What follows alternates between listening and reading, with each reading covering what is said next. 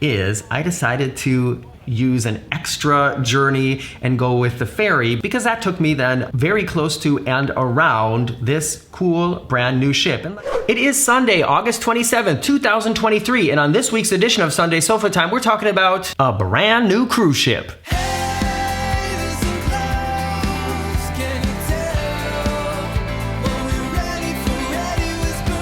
Happy Sunday, everyone. I hope your weekend has been as nice and sunny as it is here in Hamburg right now.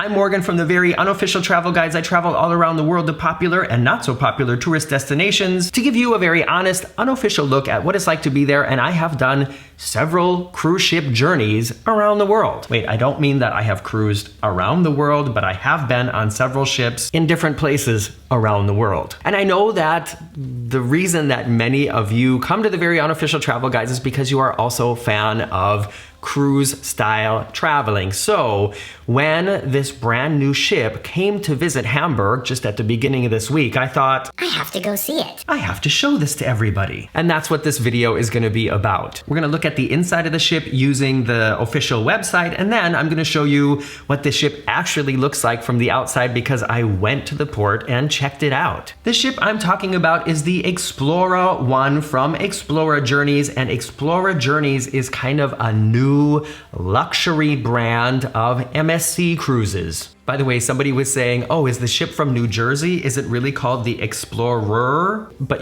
pronounced Explora. So, hey, let's go on the Explora and get some coffee. I thought that was funny. I have cruised with MSC 3 or 4 times before on the Grandiosa, Meraviglia, and other ships from them. I've cruised in a normal cabin, I've cruised in the Yacht Club, and from my very first experience with MSC to the most recent one, I can say this is a cruise line that has improved enormously. They have really upped their game, and after my first cruise with MSC, I literally said, I will never ever spend money to cruise with this cruise line again. And then I did it anyways, and I'm really happy I did because for the price that they charge for a cruise, you can get a really excellent experience. But MSC decided they wanted to create a brand new brand, a brand new cruise experience, and that is where Explora came from. And their first ship, the Explora I, just started cruising August 1st, and I got to see it on August 21st. So it really is almost a brand new cruise ship. And yeah, like I said, when I heard it was coming here to Hamburg, I had to go check it out. So let's take a look at the inside of the ship, at some of the cabins or suites as they call it. And then after that, we'll look at the actual ship here in Hamburg. Here we are on the Explora Journeys website. It says here, discover the ocean state of mind. And the first thing I want to show you is what the ship looks like from the inside. At the moment, they have one ship, the Explora I. And there's something that you will notice about this ship that is much different to the most recent ship I cruised on, the Costa Smeralda. As we click through here, this is, I guess, one of the bars, perhaps the lobby, atrium area. The outside of the ship is giving me a little bit of Disney Dream, a little bit of Queen Mary 2, kind of has a classic color scheme and line, but you'll see here this is, I guess, inside one of the bigger suites, and here is one of the restaurants, main dining room, something like that.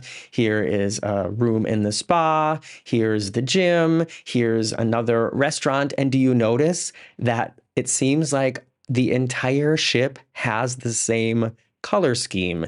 And if you've been watching my videos about the Costa Smeralda, that is exactly the opposite. The Smeralda, every couple of meters has a different color scheme. So what do you think? Does this seem fancy to you? Does this seem upscale to you? I don't know. Something about it does seem also very IKEA to me. I don't know.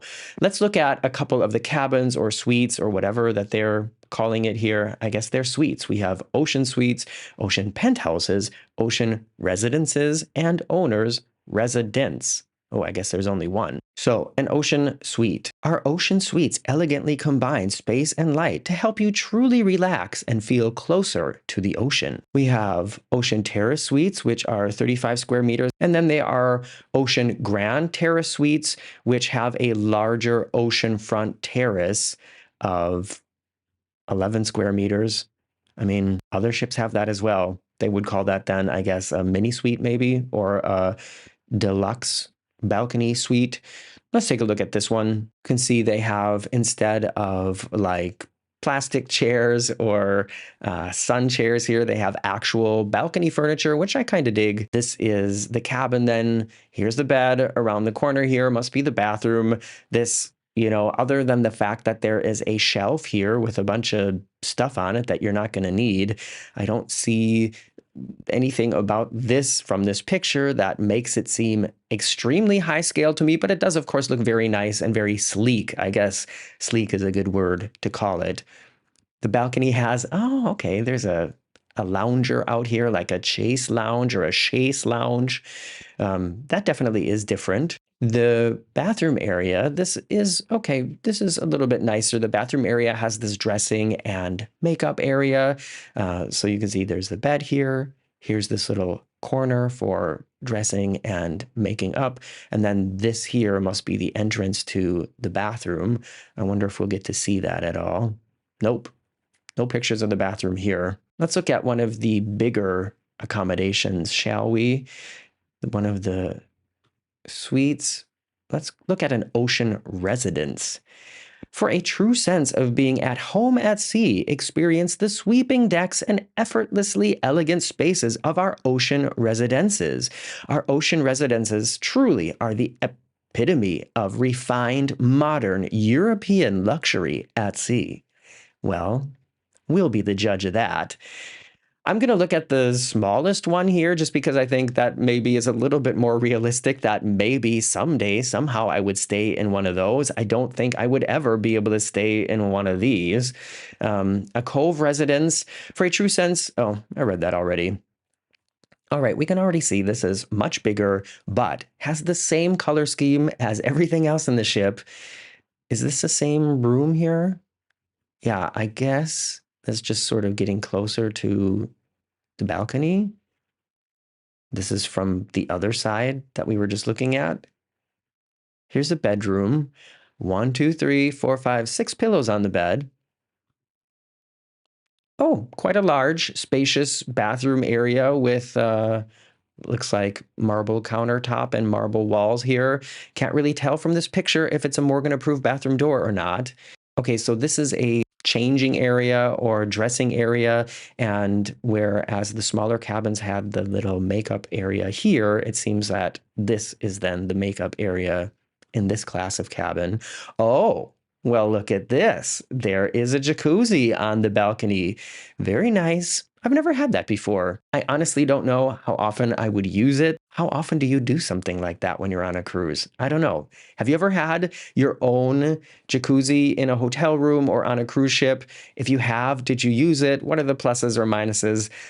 Let's talk about it in the comments. So this is another view of this like separate living area, which I think is kind of nice. This reminds me a lot of the, I think it was called Spacious 1-Bedroom Suite that I got to see on Royal Caribbean, where it's kind of like combined space of 2 standard cabins, and then one is sort of the living area and the other area is the bedroom area. They seem to be really big on backgammon on this ship. There was a backgammon board in the other cabin as well. All right. Just one final thing before we leave the website. Let's book a journey and see what the prices will be. We'll do a Caribbean and Central America journey. Let's look for what? They are not in the Caribbean in the summer? Oh, I bet because they're in the Mediterranean probably. All right. Let's look for February of next year. 2 guests, search journeys. There you have it. 3,450. Let's sort this by price, low to high. Okay, so the least expensive that's being offered here, it goes from Cologne to Bridgetown. So 2 ports that are going to be a thing to get to begin and end your cruise. That's going to make it even more expensive.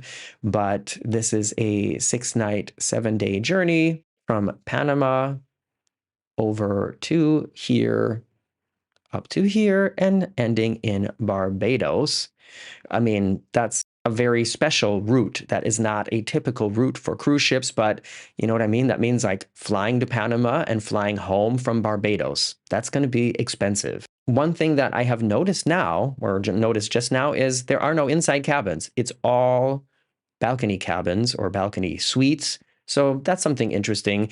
And, you know, 2,950, I mean, that's not that exorbitant compared to other cruise ships. I wonder if I can find something that will tell me what is included. Here we have it, all-inclusive journeys. It includes an in-suite welcome bottle of champagne upon arrival, access to the spa thermal suite, a bottle of wine and bottle of spirit of the guest choice upon arrival, well-being and fitness programs on board and at the destinations, authentic, cultured, and intuitive services from our team of hospitality experts. All onboard gratuities, okay, that's good to know. 9 different restaurants are included, and also room service is included. Unlimited Wi-Fi is included. All right, this is not bad, and this is probably one of the most important points for everybody here. Unlimited beverages, fine wines, and premium spirits. Specialty coffees, teas, and soft drinks available anytime, including the mini bar. That's quite a big deal when you consider, okay, the price is a little bit higher, but you're really getting a lot. And you also get a shuttle service from the port to the city center in every port. And like I learned on my most recent cruise, that is not a given. So just when you are thinking about the price here and thinking about what you get, it is a luxury experience, but there is a lot included. So I just watched that back again as I'm putting this video together, and I have to say, just from the pictures, it's not really giving me a lot of sort of a luxury feeling. It seems kind of monotone to me, at least from the design. Of course, that says nothing about what it's actually like to be on board, says nothing about the service, and let's also take a quick look at what the top deck is like, you know, like the pools and things like that. All right, I downloaded some pictures from the website, and you can see they're following a trend here that I think I've seen on quite a few new ships now, and that is not having one central pool, but having several pool or wet areas. There is a loungy little pool here on the back that I think has an infinity edge here, so I think this edge is actually glass. They do have sunbeds down on this bathing platform, so I think this is going to be another one of those ships where they use this space for like tendering and things like that, and maybe also for some kind of watery excursions. I don't know if you're going to be able to jump off the back of the ship. Would you want to do that? Up here, you can see there is another pool, a loungy, wet area, and some of the cabins down here are the ones with their own hot tubs. This is what it looks like from a little bit further away. Here is the furthest back pool. This one looks to be about the same size, I would say, just a different shape. Another interesting thing to note here is, check this out. There is a tennis court. I wonder if it's a full-size court. So definitely some tennis, some pickleball. If you look at the walls, maybe even paddle. Over here is the indoor pool, and you can see here this is a very bright, open, airy looking space. They have a movie screen here on one side. I wonder if they're going to be showing indoor movies there. Is there enough place for people to sit? I don't know. Here's another shot of it. Gosh, you know what? I would love to just jump in there right now. That would feel really good. And here's the top of the ship from a different angle. You can see here, that's the indoor pool. And there is one more pool or wet area up here at the front. And obviously, no water slides. It's not that kind of a vibe on this ship. I think there's plenty of nice opportunities to cool down, and that's all going to depend on where you're cruising with this ship, I guess, if that's important to you or not. But it's nice to know that they do have an indoor pool if the weather is not so nice and you still want to take a dip. I don't know.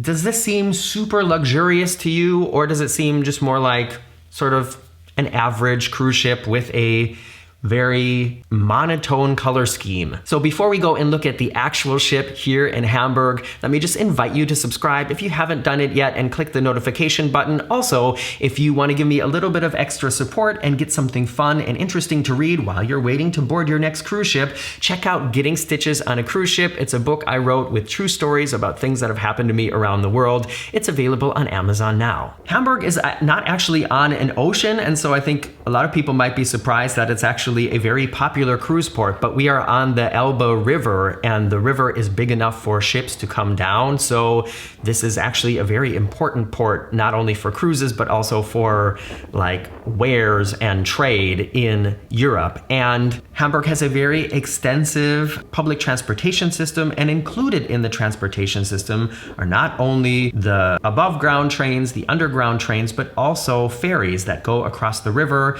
And so sometimes if you put into the transportation app, I want to go to this place, part of your journey will be on a ferry across the river. And that's just one of the cool things about living in a city like Hamburg. I love this city. And so instead of taking the quickest route to get to where the ship is, I decided to use an extra journey and go with the ferry, because that took me then very close to and around this cool brand new ship. And like I said before, it's kind of giving me Disney Dream. It's kind of giving a little bit of traditional ocean liner colors and design, and with this big platform on the back, it's definitely sort of an ode to the fancy yachts that you see in harbors or in Monaco or wherever they usually are. Speaking of fancy yachts, a couple weeks ago I posted that video of where I saw the Queen Mary II in Chivi Chewbacca almost crash into this fancy yacht that was parked there, and a lot of people have watched that. And after I posted that video, I was contacted by a newspaper in England who wanted to interview me. So I did an interview, and that is now online. It's just a little article. It's not necessarily the best piece of journalism, but that kind of stuff doesn't happen to me all the time, but it's interesting when it does. But I stayed there in the harbor until the ship sailed away, and it actually sailed not up the river towards the sea first. It sailed back down the river more towards downtown, and turned around there and sailed then back up. I didn't wait to see it come back around. I just sort of watched it sail away in the one direction. I waved to my friend Joseph from Cruising For You on Instagram, who is on board the ship, and then I left and met Marcus for dinner. What do you think altogether about this, about the price, about what they offer for the price? Is this something that you would be interested in? I can say I definitely would love to try it, but it's a little bit higher than the price category that I usually plan for a single cruise. Even this least expensive rate that we found for that journey that we looked at, 2,000, I think it was 2,600 per person. Of course, if you deduct the cost of internet, the cost of drinks, and the other things that are included, the actual price goes down below 2,000, which is, I have spent 1,800, 1,900 on cruises in the past, but I try to keep it lower than that by looking at deals using this extra website only for people in the travel industry, where there's deals that aren't available to everybody else. I try to spend less than 1,500 per cruise, which sometimes is tricky. Traveling solo, did a whole other video about that, and the second part of that video will also be coming soon. Is it on your radar now? Are you gonna check it out for maybe some upcoming cruise? Or are you kind of happy with the cruise lines that you have cruised with in the past and are not really looking for a new cruise line? Let's talk about it in the comments. And speaking of comments, now comes the time on Sunday Sofa Time where I comment on your comments live on air.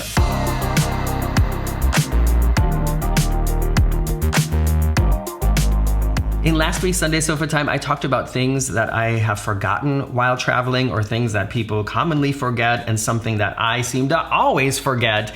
These comments are on that video, and the first one is from Carol Parham. She says, I was traveling on a long car trip and decided to remove my contacts in a Cracker Barrel about 100 miles from home. I put the contacts in their case and left them on the bathroom sink, just like I do at home.